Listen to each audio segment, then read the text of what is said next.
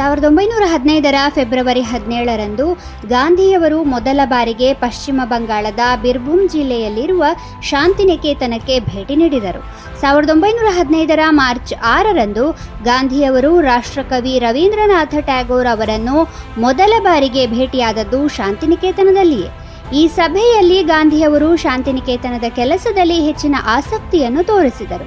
ಅವರು ಟ್ಯಾಗೋರ್ಗೆ ಕೆಲವು ಬದಲಾವಣೆಗಳನ್ನು ಸೂಚಿಸಿದರು. ಶಾಂತಿನಿಕೇತನದ ವಿದ್ಯಾರ್ಥಿಗಳು ಅಧ್ಯಯನದ ಜೊತೆಗೆ ತಮ್ಮ ಸ್ವಂತ ಕೆಲಸವನ್ನು ತಾವೇ ಮಾಡುವುದನ್ನು ಕಲಿಯಬೇಕು ಎಂದು ಗಾಂಧಿ ಬಯಸಿದ್ದರು.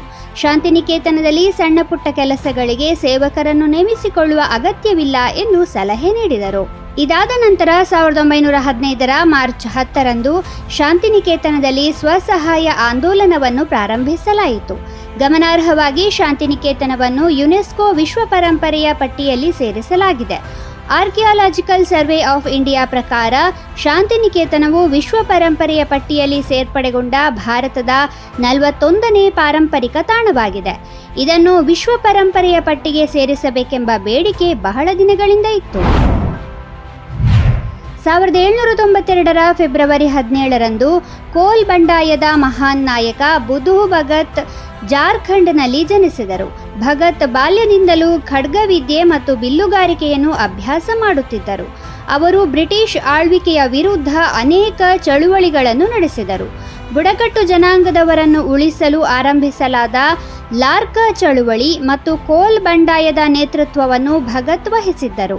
ಅವರು ಗೆರಿಲ್ಲಾ ಯುದ್ಧಕ್ಕಾಗಿ ತಮ್ಮ ತಂಡಕ್ಕೆ ತರಬೇತಿ ನೀಡಿದರು.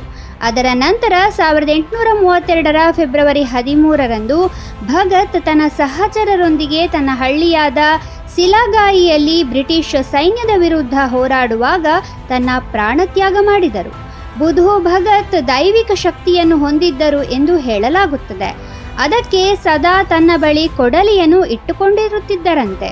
ಭಗತ್ ಬ್ರಿಟಿಷರ ಪರವಾಗಿದ್ದ ಭೂಮಾಲೀಕರು ಮತ್ತು ದಲ್ಲಾಳಿಗಳ ವಿರುದ್ಧ ಭೂಮಿ ಮತ್ತು ಅರಣ್ಯಗಳ ರಕ್ಷಣೆಗಾಗಿ ದಂಗೆಯನ್ನು ಪ್ರಾರಂಭಿಸಿದರು. ಅವರು ಬ್ರಿಟಿಷರ ವಿರುದ್ಧ ಹೋರಾಡಿದ ಕಾಡುಗಳಲ್ಲಿ ಅವರ ಕಥೆಗಳು ಇಂದಿಗೂ ಕೇಳಿಬರುತ್ತವೆ. 1988ರ ಫೆಬ್ರವರಿ 17ರಂದು ಬಿಹಾರದ ಮಾಜಿ ಮುಖ್ಯಮಂತ್ರಿ ಕರ್ಪೂರಿ ಠಾಕೂರ್ ಪಾಟ್ನಾದಲ್ಲಿ ನಿಧನರಾದರು. ಭಾರತ ಸರ್ಕಾರ ಇತ್ತೀಚೆಗೆ ಅವರಿಗೆ ಮರಣೋತ್ತರವಾಗಿ ಭಾರತ ರತ್ನ ನೀಡಿ ಗೌರವಿಸಲು ನಿರ್ಧರಿಸಿದೆ. ಕರ್ಪೂರಿ ಠಾಕೂರ್ ಅವರು 1952ರಿಂದ ಶಾಸಕ ಸ್ಥಾನವನ್ನು ಅಲಂಕರಿಸಿದರು. 1984ರ ಲೋಕಸಭೆ ಚುನಾವಣೆಯಲ್ಲಿ ಮಾತ್ರ ಸೋತರು. ಅವರು 1 ಬಾರಿ ಉಪಮುಖ್ಯಮಂತ್ರಿ, 2 ಬಾರಿ ಮುಖ್ಯಮಂತ್ರಿ ಮತ್ತು ದಶಕಗಳ ಕಾಲ ಶಾಸಕ ಹಾಗೂ ವಿರೋಧ ಪಕ್ಷದ ನಾಯಕರಾಗಿದ್ದರು. ಕರ್ಪೂರಿ ಠಾಕೂರ್ ಅವರು ಭಾರತದ ರಾಜಕೀಯದ ಕೆಲವೇ ನಿಸ್ವಾರ್ಥಿ ನಾಯಕರಲ್ಲಿ ಒಬ್ಬರು. ಅವರು ಕುರ್ಚಿಯ ಸಹಾಯದಿಂದ ತನಗಾಗಿ ಅಥವಾ ತನ್ನ ಕುಟುಂಬಕ್ಕಾಗಿ ಏನನ್ನೂ ಮಾಡಲಿಲ್ಲ.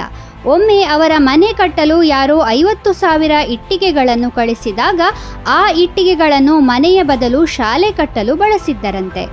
ಸ್ವಾತಂತ್ರ್ಯ ಹೋರಾಟಗಾರರಾಗಿ ಮತ್ತು ಶಿಕ್ಷಕರಾಗಿ ಸಾರ್ವಜನಿಕ ಜೀವನವನ್ನು ಪ್ರಾರಂಭಿಸಿದ ಜನನಾಯಕ ಕರ್ಪೂರಿ ಠಾಕೂರ್ ಅವರು 1924ರ ಜನವರಿ 24ರಂದು ಸಮಸ್ತಿಪುರದಲ್ಲಿ ಜನಿಸಿದರು.